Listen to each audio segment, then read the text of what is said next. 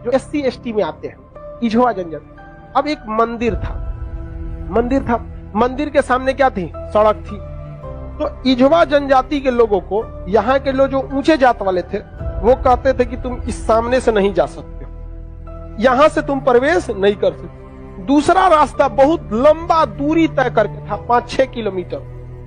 अब अगर किसी का घर यहाँ है और उसको यहाँ जाना है तो वो मंदिर के रास्ते से नहीं जा सकता है, लौट के जाएगा पूरा गांव हेल के बाहर यहाँ पर, अब फिर आना है तो इस तरह से हेल के आए। बताइए ये गलत बात था कि? अरे यार वो छोटा जात बड़ा जात क्या होता है? छोटा जात वाला तो बड़ा जात वाले को छू लेता है तो कहते हैं अशुद्ध हो गया, ज्यादा वोल्टेज छोटके में है कि नहीं है? आप बताइए, छोटा जात वाला बड़े जात को छूता है तो क्या कहते हैं? हम अशुद्ध हो गए। तो तुम्हारे में वोल्टेज है तो तुम बड़ा जात वाला छोटा को छू के शुद्ध करके दिखाओ। नहीं समझे? ज्यादा वोल्टेज किसमें? लेकिन बात हम क्या बताते हैं, छोटे जात को लोगों ने पढ़ने नहीं दिया, इस वजह से वो इस तरह का सवाल नहीं पूछ सकता था। हमरा से पूछे कोई, हम कहते हम ट्रांसफार्मर, तुम बैटरी, टच करा के दिखाओ, भड़का देंगे तुमको यहाँ पर, फिर तुमको शुद्ध अशुद्ध हो जाओगे तुम यहाँ पर। तो ये लोग बहुत गलत किए, ये गलत बात है यार। आज के वक्त में तो एटलीस्ट ये सोच नहीं होनी चाहिए। क्या छोटा बड़ा जात करते हो, मतलब क्या ही बताया जाए इनको। खुद हिंदू धर्म के शास्त्र में पढ़ी, आपको पढ़ा है, ऋग वैदिक काल में जाति का निर्धारण कर्म के आधार पर, उन लोगों ने अपनी फायदा के लिए जाति के आधार पर कर दिया, वंश के आधार पर किया कि नहीं किया? हम ये बात थोड़ी कर रहे हैं, ये तो ऋग्वेद में लिखा है। हम कौन होते हैं भैया बताने वाले कि जाति के आधार पर होगा कि नहीं? ऋग्वेद हम लिख ले हैं, जाके पढ़िए ऋग्वेद में, वहां एक ही परिवार में 4 जाति के लोग रहते थे। प्रारंभिक वही है ना, बाद में ना संशोधन कर दिया गया, तो गलत था। यहाँ पर केरल में बहुत अत्याचार हुआ। यहाँ पे केरल का त्रावणकोर का एक राजा था, यहाँ पर इसने दलित महिलाओं को मूला कर्म लगाता था। टैक्स था मूला कर्म। मूला कर्म एक टैक्स था जिसमें दलित लड़कियों और महिलाओं को अपना स्तन नहीं ढकना था, खुला रखना था। अगर वो स्तन ढकती है तो उसे टैक्स देना पड़ेगा ऊंचे जात वालों को, क्योंकि ऊंचे जात वाले को नीचे जात वालों से अलग करने के लिए ये तरीका लाया गया। अब ये बताइए ये कितना नीच समाज की ये मानसिकता हो सकती है?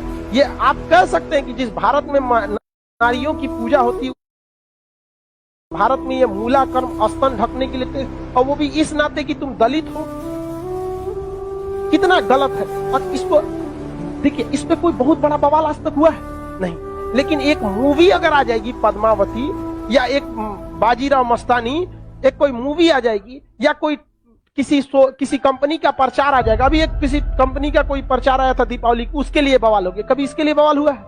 नहीं, होगा भी नहीं। रीजन क्या है? दलित लोग उतना पढ़ने ही नहीं दिया इन लोग को, आगे भी नहीं दे रहे। दलित के कुछ नेता भी आए तो अपने परिवार को लगाने में आगे बढ़ गए, वो पढ़े लिखे नहीं। यहाँ एक मूवी के लिए बवाल हो सकता है, जिस हम पर्सनली हम बताते ना, बवाल की वजह से हम बाजीराव मस्तानी मूवी देखे, हमें ऐसा नहीं लगा कि उसमें क्या था। भले काटने के बाद वो था कि क्या था हमको ये नहीं पता, लेकिन ऐसा उसमें मूवी में कुछ गलत दिखाया गया है। उसमें तो और बहादुरी दिखाया गया कि महिलाओं ने, कि देखो भाई मरने के बाद भी हमने क्या किया है, जौहर, जो गलत था। अलाउद्दीन खिलजी, इससे नुकसान किसको था? इससे अलाउद्दीन खिलजी का वह चेहरा जो सबको नहीं पता था वो भी देख लिया लोगों ने, लेकिन उसके लिए विरोध हो सकता है। लेकिन इतना गलत चीज के लिए कभी आपने विरोध देखा? कभी नहीं आया।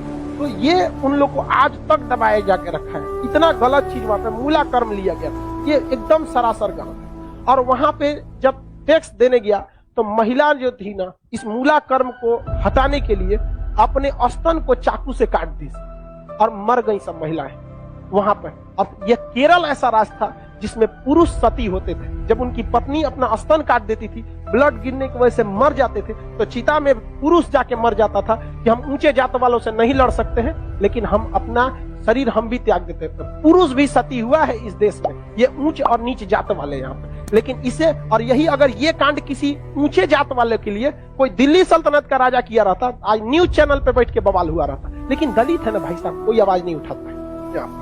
इसलिए आप एजुकेशन रहिए, आप ऊंचे जात के हैं या नीचे जात के हैं, पढ़े लिखे नहीं रहेंगे ना तो लोग कचल के चले जाएंगे। और आप पढ़े लिखे रहेंगे तो अंबेडकर साहब का वो कथन याद रखिएगा, शिक्षा उस शेरनी का दूध है जिसने पिया है वो दहाड़ा है। तो आपको हर हाल में शिक्षा लेना है। वरना आपको लोग कुचल के चले जाएंगे। अंग्रेज तो छोड़िए, ये भारतीयों ने ये सा कुकर्म किया है। आप जलियांवाला बाग और इसमें देखेंगे तो ज्यादा खून खोलेगा आपको मूला कर्म में, जो भारतीयों ने किया यहाँ पे। और दिल को तकलीफ तो अपने पहुंचाते हैं, गैरों को पता क्या है कि दिल दुखता किससे।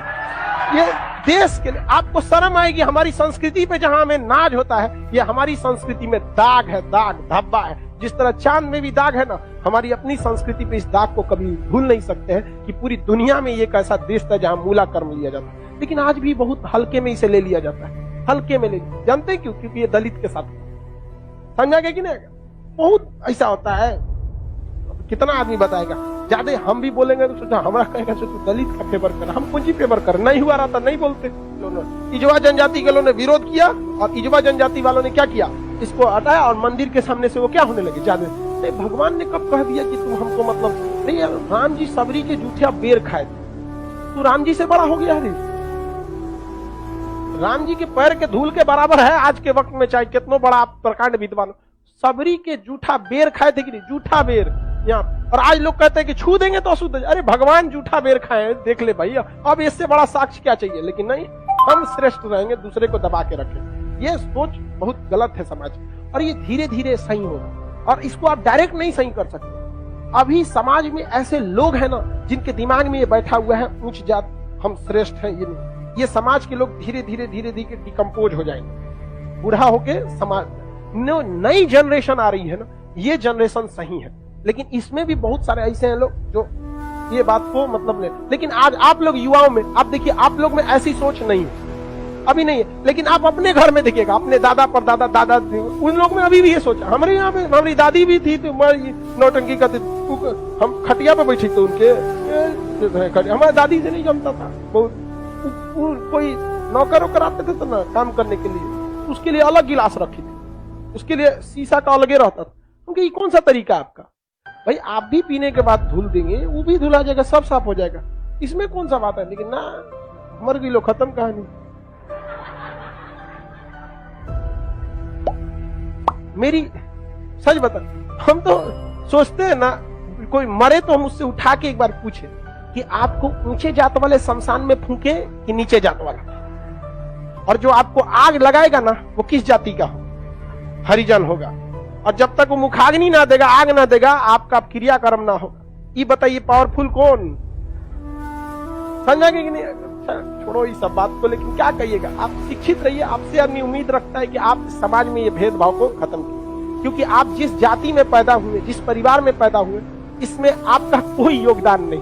हो सकता है कि आप किसी दूसरे जाति में पैदा हो सकते, तो आपकी ये कोई योग्यता नहीं जिसे आपने अर्जित किया है। ये भाग भरोसे है कि आप ऊंचे जात में हैं तो कोई नीचे जात में।